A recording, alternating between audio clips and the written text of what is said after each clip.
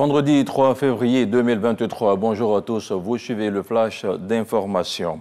Une réunion du Conseil national de sécurité s'est tenue jeudi au palais de la présidence de la République sous la présidence du chef de l'État, son Excellence Alassane Ouattara. L'ordre du jour de la réunion a porté sur la situation sécuritaire générale.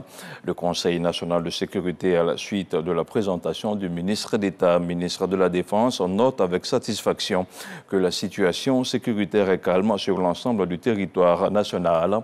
Il a également porté à la connaissance du Conseil national de sécurité un afflux récent de réfugiés en provenance du ministre du Burkina Faso dans plusieurs localités du nord et du nord-est de la Côte d'Ivoire. Ces régions, sinon ces réfugiés au nombre d'environ 8700 ont fui leur zone d'habitation et trouvé refuge dans le département du Congo, Teini et Ouangolodougou.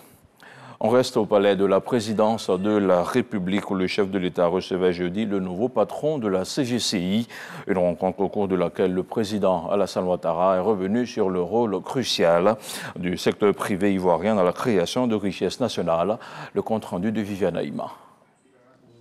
Élu le 30 novembre 2022 comme nouveau président de la Confédération générale des entreprises de Côte d'Ivoire, la CGCI, Ahmed Cissé a été reçu ce jeudi 2 février par le président de la République Alassane Ouattara au palais présidentiel. Il était accompagné de son prédécesseur Jean-Marie Akka à cette rencontre.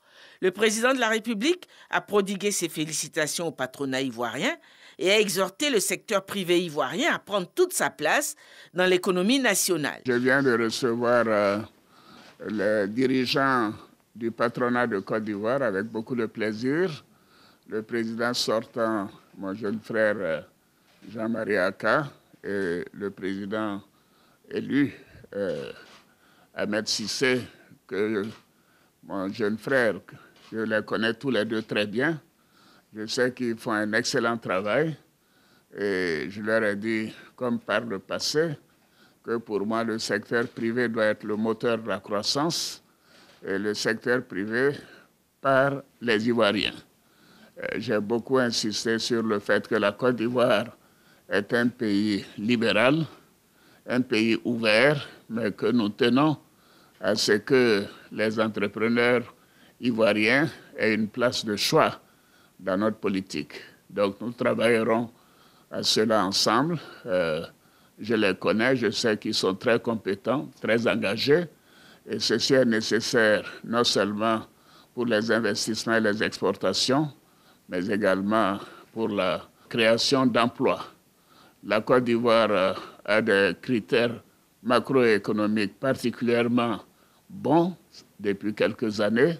Ça, c'est grâce aussi à vous, monsieur, le secteur privé, qui fait un excellent travail, qui paie ses impôts, qui emploie des jeunes gens, et je compte beaucoup sur vous pour que cela puisse continuer. Le nouveau président de la CGCI est un homme d'affaires aguerri, administrateur de plusieurs sociétés et fondateur d'entreprises.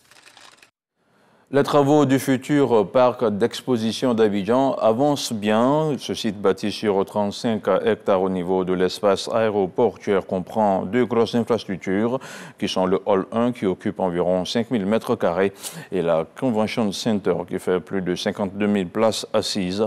Le joyau touristique et commercial sera livré au plus tard fin mai 2023. Le Premier ministre accompagné de plusieurs membres de son gouvernement sur instruction de son gouvernement, le président de la République a effectué jeudi après-midi une visite sur le site pour s'imprégner de la réalité des travaux. Le compte-rendu de notre reporter Franck Quadio dans nos prochaines éditions. Dans l'actualité hors de chez nous, au Burkina Faso, des organisations de médias professionnels ont répondu hier jeudi au travers d'un communiqué aux propos tenus par le Premier ministre devant le Conseil supérieur de la communication. Apollinaire Kielem de Tambela avait dressé un parallèle entre les médias de son pays et la radio rwandaise de Mille Collines, connue pour son rôle dans le génocide de 1994. Une référence à la radio rwandaise qui provoque la colère des médias burkinabés alors que ces derniers constate que la liberté de la presse est très attaquée depuis plusieurs mois. Hors du continent africain, le corps de 8 migrants, dont une femme enceinte, ont été retrouvés à bord d'une embarcation secourue en Méditerranée par les gardes-côtes italiens, a annoncé ce vendredi Filippo Mannino, maire de l'île de Lampedusa. Il y a 42 survivants, dont 2 femmes enceintes, a déclaré le maire. L'Italie, il faut le rappeler, est depuis des années l'une des principales portes d'entrée de l'immigration par voie maritime de l'Afrique vers l'Europe, avec un record de 180 000 arrivées en 2016. Et puis, la présidente de la Commission européenne, Ursula von der Leyen, a annoncé jeudi depuis Kiev que l'Union européenne prévoyait de nouvelles sanctions contre la Russie. Son annonce intervient alors qu'un sommet UE-Ukraine se tient ce vendredi même dans la capitale Kiev. Depuis décembre, l'Union européenne avait également mis en place un embargo sur le pétrole brut russe transporté par voie maritime. Celui-ci va s'étendre dès dimanche prochain à l'achat de produits pétroliers raffinés russes et les pays du G7 plafonneront également le prix de ces produits. Fin de ce flash d'information. L'info revient à 13h.